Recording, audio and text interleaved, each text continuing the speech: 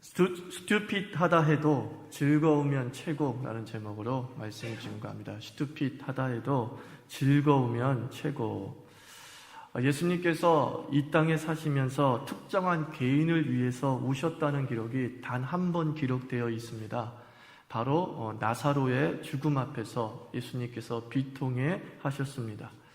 이 나사로 남매는 예수님을 향해서 특별한 섬김과 나눔이 있었던 가족이고 또 예수님에게도 매우 소중한 가족이었던 것이 분명합니다. 나사로의 여동생 마리아는 향유를 예수께 부은 여인이었고요. 또 언니 마르다는 대접하기를 즐거워했던 사람입니다. 아마 가난하게 살아도 행복한 가정이 교회의 성경에 누구냐라고 우리가 뽑은다고 한다면 이 나사로 가족을 뽑을 수 있습니다. 그렇게 풍족하게 살지 못하고 사회의 하층민에 있음에도 불구하고 나름 행복하게 살았던 가족이 나사로 가족이었다는 거죠. 그런데 이 행복했던 가족에게 금이 가는 상황이 벌어지고 맙니다. 오늘 누가복음 10장 읽었던 말씀이 이 나사로 가족에게 우애 깊은 자매에게 금이 가는 그런 상황이 벌어집니다. 왜 금이 갔는가 이 이유를 따지지 않고요. 저는 이 나사로 가족의 금 가는 상황 속에서 조금 불협화음 상황 속에서 우리가 인생을 어떻게 행복하고 즐겁게 살 수 있으며 감사가 충만한 삶을 살 수 있을까에 대한 그런 하나님의 교훈을 뽑아내고 싶습니다. 행복하고 감사하게 살 수 있는 첫 번째 비결은 뭐냐면 초대하며 사십시오. 어떻게 하시고 살자고요? 초대하며 살면 됩니다. 앞서 말한 대로 나사로 가족은 그렇게 풍성한 가족이 아닙니다. 그러나 잔치를 베푸는 가족이었어요. 예수님께서 나사로가 사는 지역에 들어오셨을 때에 나사로 가족은 아마 준비가 되지 않았을 수도 있을 겁니다. 그럼에도 불구하고 예수님 우리 집으로 오시는 게 당연하죠? 라고 하면서 자기 집으로 예수님을 초청해서 온 가족과 그리고 제자들과 이웃 사람들과 아마도 잔치를 벌였던 것 같습니다. 그리고 사랑하는 이를 위해서 축제를 준비하면서 즐거워했던 모습을 우리가 상상할 수 있습니다. 요즘에 한 연예인의 연예인 김생민 씨가 유행시키는 단어가 있지 않습니까? stupid, great 이렇게 두 단어를 씁니다. 아주 돈을 막 쓰면은 stupid 하다고 하는 거고 굉장히 절약하면서 쓰면 great이라고 합니다. 그 사람이 유행시킨 말 중에서 그런 말이 있잖아요. 커피가 뭡니까? 라고 물어봤더니만 커피요? 누가 사주면 마시는 것. 그리고 그런 삶을 great이라고 얘기합니다. 근검절약 정신 참 좋습니다. 그런데 먹고 살만한데도 그렇다면 건강하지 않은 거죠. 어느 정도 되면 커피가 뭡니까? 라고 물어봤을 때 이렇게 얘기해야죠. 내가 사주는 것. 그게 커피라고 말할 수 있어야지 멋진 삶이지 죽을 때까지 커피가 뭐냐고 물어보면 커피는 누가 사주면 마시는 것. 참 이거는 행복한 삶이 아니라 저는 비극적 삶이라고 생각을 합니다. 언젠가 여러분들도 스튜핏한 삶이 아니라 그레이트한 삶을 살아야 되는데 그레이트한 삶을 사는 사람에게 나오는 커피의 정의는 뭐라고요? 누가 사주는 게 아니라 내가 사주는 것. 그것이 바로 커피라는 겁니다. 그렇게 말할 수 있을 때 정말 멋진 삶이고 행복이 충만한 삶이 아닐 수 없습니다. 제가 알고 있는 청년의 꿈은 큰 집을 사고 싶은 것이 그의 청년의 꿈이었습니다. 23살 때부터 목사님 저는 큰 집을 사고 싶어요. 큰 집을 사고 싶어요. 큰 집을 사는 이유는 단 하나예요. 저는 공동체 생활이 꿈입니다. 그래서 같은 비전과 같은 생각을 가진 사람끼리 6, 7명씩 함께 모여서 신앙생활하고 직장생활하고 하는 공동체 생활을 하고 싶어요. 그러기 위해서는 큰 집이 필요해요. 그리고 나서 그의 생활을 보면 매우 근검절약이에요. 그런 근검절약은 매우 위대한 근검절약이죠. 거룩한 비전 때문에 내가 재정이 축적되어야 될 필요가 있다라고 하는 사실 때문에 그냥 커피 마시는 거 조금 줄이고 그리고 택시 탈 거 버스 탈 거 걸어 다니면서 사는 삶. 목표가 있어서 그 거룩한 목표에 맞춰서 사는 삶이 그레이트인 것이지 무작정 절약하는 것이 그레이트는 아님을 우리가 알아야 돼요.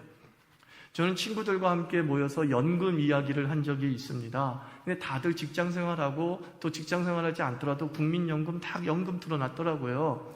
그래서 저는 연금 나는 하나도 든 게 없다라고 얘기를 했습니다. 노후 보장 이런 얘기를 나누다가 한 친구가 나는 연금을 받게 되면 한 200에서 250을 받을 것 같다라고 얘기를 합니다. 죽을 때까지 250을 받을 것 같다. 그러면서 난 노후 준비를 잘하고 있어. 이 얘기를 전혀 하지 않습니다. 나는 연금을 은퇴하면 200에서 250 정도 받는다, 전우나. 내가 연금 받을 때 너한테 술 사줄 거야. 난 감동받았어요. 내가 술 안 마시는 거 알면서 얘기한 거 압니다. 근데 자기가 연금 받는 걸 자랑하지 않아요. 내가 노후를 이렇게 나를 위해서 잘 준비했다라는 얘기를 하지 아니하고 내가 이렇게 연금을 받는데 난 그 연금으로 너 술 사줄 거야. 너는 그때 수입이 없을 거 뻔하잖아. 나는 그때 최소 250은 들어와. 용돈벌이 돼. 난 그걸로 널 술 사줄 거야. 이런 삶을 그레이시라고 하는 거예요. 내 인생의 노후를 잘 다듬고 살아가는 거 필요합니다만 그 절약과 저축이 행복이 되고 만족이 될 수 있는 비결은 뭐냐면 이 나사로 가족처럼 초대하는 삶이에요. 남에게 대접할 수 있을 정도의 풍성함이면 그게 정말 그레이트한 삶이 되는 것입니다. 베드로전서 4장에서 이런 말씀을 합니다. 말세에 종말에 너희들은 서로 뜨겁게 사랑하라 라고 하면서 연이어 나오는 말씀이 뭐냐면은 너희는 서로 대접하며 살라 이렇게 얘기를 합니다.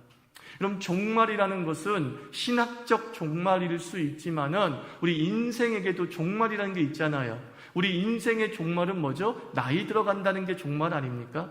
우린 점점 마지막으로 가까이 가는 삶을 사는 거예요. 근데 마지막으로 가까이 가는 그 종말의 삶, 나이 들어가는 삶을 사는 사람에게 베드로가 부탁하는 게 뭐냐면은 너희가 인생의 종말이든 개인의 종말이든 서로 사랑하기를 뜨겁게 해.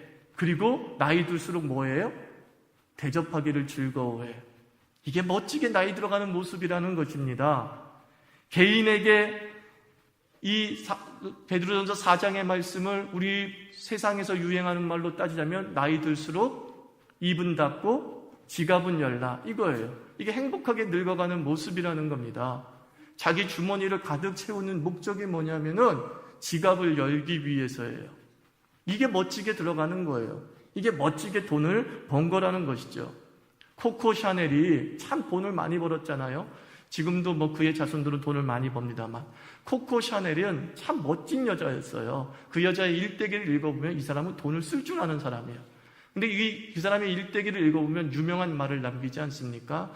돈은 좋은 하인이면서 나쁜 주인이다 그랬어요. 돈을 하인 삼으면 굉장히 탁월한 청직이에요. 탁월한 수행비서예요. 근데 돈이 내 주인이 되는 순간 돈만큼 나쁜 놈도 없다라는 거예요. 그래서 코코 샤넬은 여인으로서 참 배포 크게 멋지게 살아갔어요. 대접하기를 즐거워하고 예술가들을 후원하고 예술가들을 후원하는 대가로 그림 같은 거 받지도 않고 순수한 마음으로 우리가 잘 알고 있는 뭐 샤갈 이런 사람들에게 후원을 해주고 그의 작품 활동을 도와주는 삶을 살았다는 거예요. 이런 사람을 행복하고 멋진 삶이라고 감히 말할 수 있지 않습니까? 저는 선물 살 때 참 행복합니다. 왜냐하면 그 선물을 받을 사람이 기뻐할 걸 생각하니까 너무 기분 좋고요. 선물을 살 때 내가 참 괜찮은 사람이라는 착각에 빠져요. 선물 사는 그 순간은 내가 참 나이스하게 보이는 거예요. 내가 그렇게 쪼잔하지 않아. 이 생각이 들더라고요. 내가 그렇게 인색하지 않아. 이 생각이 들더라고요. 그래서 선물 살 때 굉장히 행복해요. 혹시 여러분 선물 살 때 행복합니까? 아니면 선물 살 때 짜증납니까? 내가 왜 이 선물을 사야 되지? 라고 억지로 살면 얼마나 비극적입니까? 근데 내가 선물을 해줄 수 있는 능력이 있다는 게 너무 감사하고요. 그리고 내가 그 사람에게 기꺼이 선물을 줄 수 있다는 이 나이스한 멋진 모습. 행복할까요? 안 행복할까요? 행복할 수밖에 없죠. 행복할 수밖에 없죠. 쇼핑해야지 즐거운 사람이 있는 반면에 선물해야지 즐거운 사람이 있는데 성경은 우리에게 쇼핑하며 즐거운 삶을 사는 게 아니라 선물하며 즐거운 삶을 살기를 원하는 것이죠. 정말로 형제들아 서로 손대접하기를 즐거워하고, 나이 들어갈수록 너희들의 연금이 쌓여가면 갈수록 그 연금으로 술 한잔 사줄 수 없니? 그런 마음을 좀 갖고 살라는 거예요.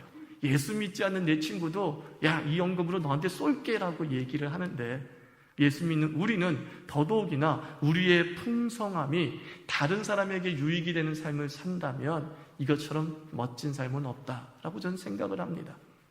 두 번째, 행복하고 만족하는 삶을 사는 비결이 뭐냐면 배우며 살라는 거예요. 뭐 하며 살라고요? 배우며 살라.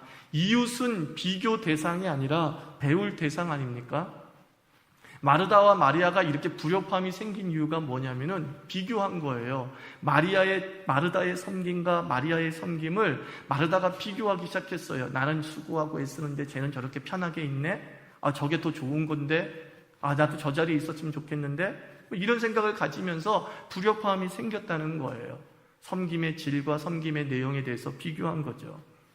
얼마 전 포털 업체에서 네티즌을 대상으로 고3 때 부모로부터 가장 듣기 싫어하는 말이 뭔지에 대한 설문조사를 했다는 거죠. 그 결과 전체 응답자 중에서 30%가 넘게 누구는 성적이 얼마나 올랐대더라? 이 얘기가 가장 듣기 싫대요. 너 현태 알지? 현태는 제 아들 친구입니다. 너 현태 알지? 너 현태 걔는 성적이 올랐다더라? 그냥 너 공부 좀 열심히 해 라고 하는 건 좋은데 우리는 항상 누구를 들먹이면서 그 누구보다 너는 못해, 잘해 이렇게 얘기를 한다는 거예요. 한국인의 비교 습관은 중증에 도달했습니다. 태어나서부터 죽을 때까지 우리는 비교의 굴레에서 산다고 해도 과장이 아니죠. 누구는 열봉이 올랐대, 누구 남편은 이번에 승진했대, 친구는 남편한테 명품백 선물을 받았다는데, 누구네 아들은 명문대에 입학했다는데, 수많은 비교를 죽을 때까지 가는 거예요. 야, 누구네 애들은 자기 부모 돌아가시니까 어디서 장례를 했더라. 이 장례식장까지도 비교 대상이 되는, 죽을 때까지 비교 속에서 살아가는 거죠. 여러분, 인터넷엔 많은 쇼핑 사이트가 있습니다. 비교 사이트라고 하죠. 상품은 비교할수록 좋은 거예요. 어느 상품이 싸고 어느 상품이 좋고, 상품은 끝없이 비교해서 가성비 높은 것을 사는 게 지혜예요. 상품은 비교해야 돼요. 하지만 작품은 비교할 수 없잖아요. 에베소서 4장에서 주님은 말씀합니다. 너희는 하나님의 만드심 바라 그랬어요. 이 만들었다는 단어가 영어로 읽어보니까 마스터피스예요. 마스터피스가 뭐예요? 걸작품이란 뜻이잖아요. 예술품이란 뜻이잖아요. 하나님은 우리를 상품으로 만들지 않았어요. 굿즈로 만들지 않았어요. 하나님 우리를 마스터피스로 만들었다는 거예요. 이 마스터피스는 비교 불가해요. 피카소와 백남준 비교할 수 있어요? 아니요. 피카소는 피카소의 그림 세계가 있고요, 백남준은 백남준대로의 팝아트의 그림 세계가 존재하고 있는 거예요. 이것을 누가 잘 그렸다, 누가 못 그렸다 비교 대상 될 수가 없는 것이죠. 근데 우리는 자기를 상품 수준으로 전락시켜버리는 거예요. 끝없이 내 남편을, 내 아내를, 내 자녀를, 내 부모를 끝없이 상품으로 전락시키면서 누구 엄마는 그랬다, 누구 아내는 그랬다 라고 하면서 그 속에서 월등하면 행복하고, 그 속에서 열등하면 불행한 마음을 갖고 살아갈 때가 참 많습니다. 그래서 비교하면 비참해지기도 하고 비교하면 교만해지기도 하는 거예요. 우리가 수요일 날 십계명 이제 마지막 대장정을 마치면서 참 십계명 강의가 되게 좋지 않았습니까, 여러분들? 아마 여러분들은 이게 우리가 생각했던 십계명이 아니었음을 새삼스럽게 깨달았을 거예요. 그 깊은 의미가 얼마나 놀라운지를 깨달았을 거예요. 십계명 단순히 외우기만 줄줄줄 외웠지, 그 단어 속에 담겨진 하나님 나라의 꿈, 주께서 우리에게 주시고자 하는 놀라운 하나님 나라의 선물이 그 속에 다 담겨져 있다는 것을 우리가 배웠잖아요. 그래서 마지막 시간에 우리가 나눈 게 뭡니까? 내 이웃의 아내와 내 이웃의 재물을 탐하지 말라라고 하면서 우리가 탐욕의 부분들을 건드렸잖아요. 그 탐욕이 뭐라고 정의했습니까? 빨리 얘기해 보세요.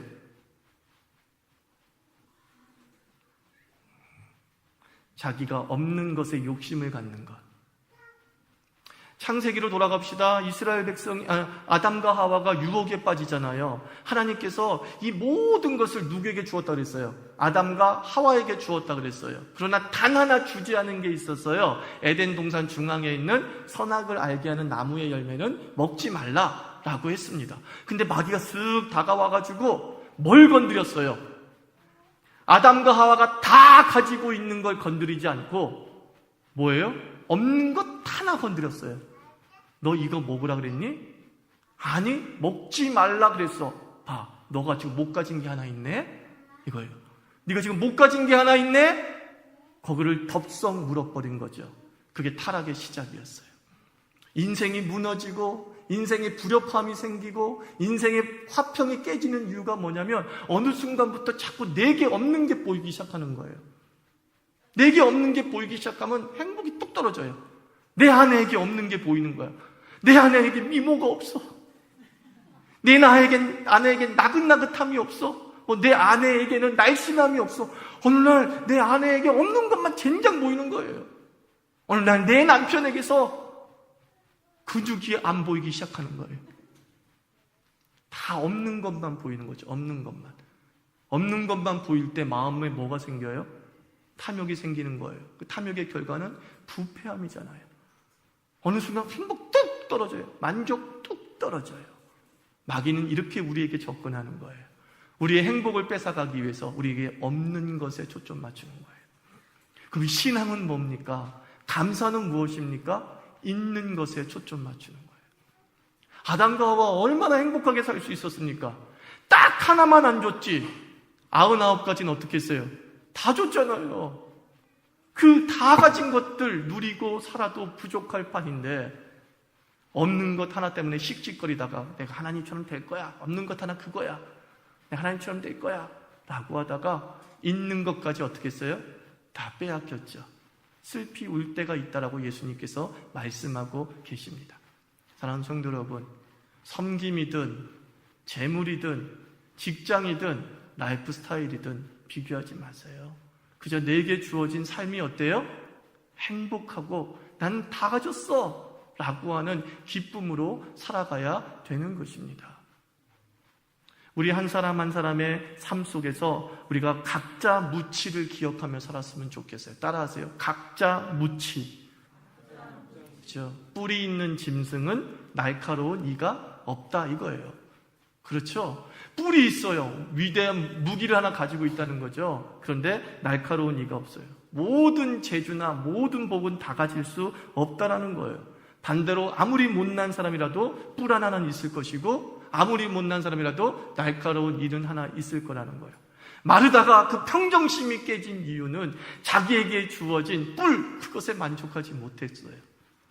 그저 나도 마리아처럼 저기 앉아있고 싶은 거야. 나도 앉아있고 싶은데 왜 쟤만 앉아있어? 이 마음이 들어오니까 그래서 자기의 섬김의 가치가 별로 위대하지 못하다고 여기는 그 순간 부패가 들어오게 되는 거예요. 우리 인정합시다. 각자 무치를. 그죠? 나는 뿔이 있지만 이빨은 없어? 인정! 이러면 되는 거예요. 그 이빨 가지려고 애쓸 필요 있어요? 없어요? 애쓸 필요 없어요. 뿔을 다듬으면 돼요. 뿔을 잘 다듬어서 그 뿔을 날카로운 무기로 사용하면 되는 거예요. 나는 이는 있는데 뿔은 없어. 그럴 필요 없어요. 이 일을 갈고 갈아서 뿔보다 날카로운 송곳니 만들어서 꽉 물어버리면 되는 거예요. 하나님 우리를 작품으로 만드셨습니다. 여러분의 라이프 스타일도 하나님의 작품이에요. 하나님이 주신 인생의 길들이 있어요. 그 길들을 누리고 사는 게 최고예요. 그때 행복의 만족도가 넘칠 줄 믿습니다. 그리고 마지막 행복하고 만족하게 살 수 있는 건 뭘까요? 오늘 말씀을 통해서 보면 이웃의 성공에 박수를 좀 보내야 된다는 거예요. 예수님이 이제 그렇게 말씀하신 거라 생각하면 돼요. 마리아는 이 좋은 곳을 선택했다. 그냥 그 선택한 거 그냥 가게 너는 좀 놔둬라. 이렇게 말씀하고 있는 것입니다. 우리가 마르다를 생각해보면 마르다가 굳이 마리아가 없어도 일 못하는 것 아니거든요. 지금까지 마리아가 도와주지 않아도 잘 몇 시간 동안 하고 있었어요. 근데 어느 순간 왜 그 일이 신경질 나기 시작했냐면 마리아가 너무 행복하게 보이는 거야. 상상해보니까 그렇더라고요. 기독교 잘 했어. 마리아가 도와주지 않아도 몇 시간 잘 준비했는데 부엌에서 잠깐 나와가지고 거실에 예수님은 뭐하고 계시나? 라고 딱 가서 봤는데 마리아가 너무 행복하게 가고 있는 거야. 예수님 발밑에 앉아서 너무 기분 좋게 하고 있는 거야. 그게 화가 나는 거예요. 근데 이걸 기가 막히게 표현한 사람이 프랑스 작가 줄라르예요. 줄라르가 이런 말을 했어요. 행복한 것만으로는 충분하지 않다. 다른 사람들이 행복하지 않은 것도 필요하다. 이게 인간의 마음이에요. 나 행복한 것으로는 부족하되 다른 사람도 행복하지 않아야 된다는 거예요. 참 그래요. 그렇게 내 사랑하는 사람이 잘 되는 게 못 봐주겠는 거야. 내 옆에 있는 사람이 즐거운 게 못 봐주겠는 거야. 그런 마음 들지 않습니까? 나 솔직히 그런 마음 들 때 있더라고요. 내 아내에게. 나는 이렇게 힘들어 죽겠는데 뭐가 즐겁냐? 이 생각이 들 때가 있는 거예요. 내 아내도 거꾸로 저를 보면서 그러겠죠. 집안 돌아가는 꼴은 모르고 저렇게 희희낙낙거리면서 할까? 그렇게 생각할 수 있겠죠. 그래요. 행복한 것만으로 부족해. 그걸 뭐라 그래요? 죄성이라고 그러는 거예요. 우리 안에 죄성이 역사하면 내가 행복한 것으로 끝나지 않아요. 누군가 망해야 돼. 내가 미워하는 사람, 내가 싫어하는 사람, 내가 나의 볼로 여기는 사람이 안 돼야 돼. 그러면서 상대적 만족감이 굉장히 높아지는 것이죠. 실제로 있다고 하지 않습니까? 내 옆에 있는 성도가 잘 될까봐 그 사람을 위해서는 기도를 못하겠더래요. 하나님은 기도에 응답을 하시는 분을 아는데 제가 잘 될까봐 기도를 못하더래. 설마 그런 사람이 있어요? 있죠. 우리나라 초창기 선교 시대 때 그랬어요. 일제에서 벗어난 지 얼마 안 됐습니다. 우리 목사님들과 선교사님들은 다 일제의 강점기에 그 악랄한 일본의 식민지 생활을 했던 분들입니다. 그런데 복음을 전해야 되기 때문에 일본도 가야 돼요. 도대체 일본을 위해서 축복 기도가 안 나오더래요. 일본 잘 될까봐. 저게 6.25 2차 대전으로 폭망했는데 다시 일어설까봐, 우리나라보다 강해질까봐 기도를 못하겠더래요.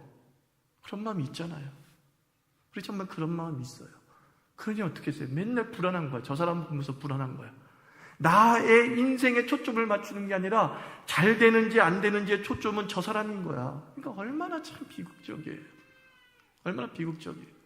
저는요, 아버지의 마음이 필요한 게 그거더라고요. 우리 탁구 4시에 훈련하지 않습니까? 10명, 8, 7명 훈련하지 않습니까?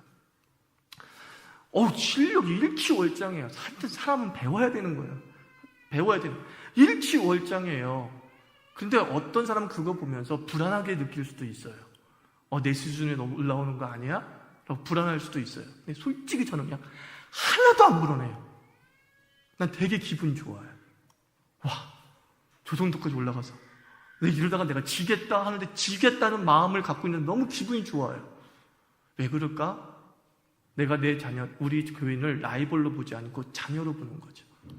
자녀가 잘 되는 거 배 아파하는 부모 있습니까? 없잖아요.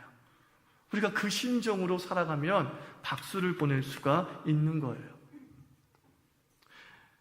젊은이들 사이에 또 SNS를 하는 사람들 사이에서 이렇게 좋아요 버튼이 있고 그런 게 있잖아요. 그걸 죽어도 안 누르는 사람이 있어요. 이 좋아요 누름을 통해서 저 사람이 더 많이 인기를 얻을까 봐 나는 좋아요를 안 눌러버리는 거예요. 그거 참 유치하지 않습니까? 나는 그래요. 안 봐도 눌러요. 우리 밴드 같은 경우를 들어봅시다. 글을 올라와요. 당장 지금 읽을 수가 없어. 운전 중인데 잠시 신호등에서 본 거기 때문에. 근데 그냥 눌러요. 설마 거기 욕이 올라왔겠어요? 설마 거기에 비난이 올라왔겠어요? 정성 들여서 FM도 올리고 나름 생각해서 글도 뽑아내가지고 올린 것들이 분명한데 그거 좋아요 한번 누르면 솔직히 말해서 글 올린 사람 좋아요 누른 거 보면 기분 좋아요 안 좋아요? 기분 좋잖아요. 기분 좋게 해주면 안 돼요? 그 좋아요 하나로 그냥 확 보고 넘어가지 말고요.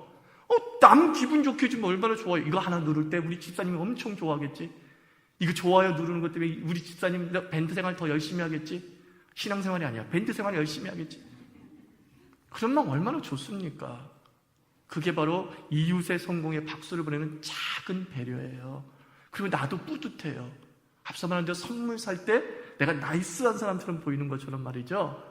그게 조금 못마땅한 사람의 그래도 좋아요를 눌렀을 때 내가 나이스해 보이는 거예요.